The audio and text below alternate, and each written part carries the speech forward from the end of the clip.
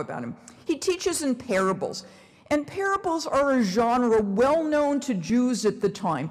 There's an old line about religion, that religion was designed to comfort the afflicted and to afflict the comfortable.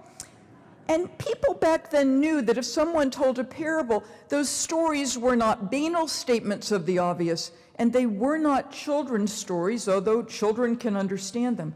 They were designed to do a little bit of heart surgery, to do some personal excavation. They tell us what we already know, but we simply don't want to acknowledge. So when we hear a parable and we think, isn't that nice or isn't that sweet, we're probably not listening very well, because parables are actually designed to indict.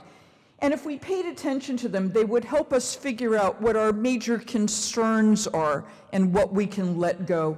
They would help us better relate to our family, better relate to our neighbors, better deal with people we would consider opponents or enemies. They're absolutely marvelous teaching tools. I also know that Jesus' followers interpreted the parables. There's an expression I've learned in Tennessee. The expression is, bless your heart. I don't know if this is familiar to you. It's a catch-all. You can say it if you want to express pity, if you can say it if you want to express congratulations, and you can also say it if you're about to be mildly critical. The church, bless its heart, came in and interpreted the parables in a very nice way, so that we have, for example, the parable of the lost sheep and the parable of the lost coin.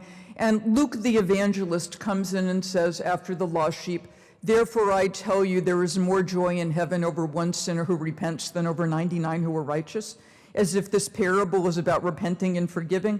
First century Jews aren't hearing that, among other things, because sheep don't repent.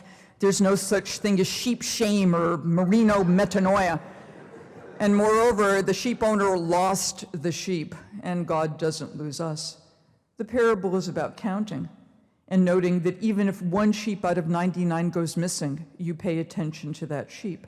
So that when we come to the parable of the prodigal son and we're told there was a man who had 2 sons, we have to pay attention to both children. After the prodigal comes home and there's rejoicing and feasting and accessorizing and fatted calf, the very next line is, the older brother was in the field and he heard the sound of music and dancing. And he called a slave to ask, what's happened? And the slave says, your brother has come back safe and sound and dad's throwing a party. They had enough time to call the band and the caterer, and nobody thought to call the older son, because there was a man who had 2 sons and he didn't count. And that's some of the profundity of the parable. If we take it all as about repenting and forgiving, that's terrific. Those are wonderful lessons, and I wouldn't want to give them up. But that tells us how we could rejoice and be safe. But the parable indicts, whom have we not counted? Whom have we left to feel as if he or she did not count? Who have we left out? And the parables continue to indict.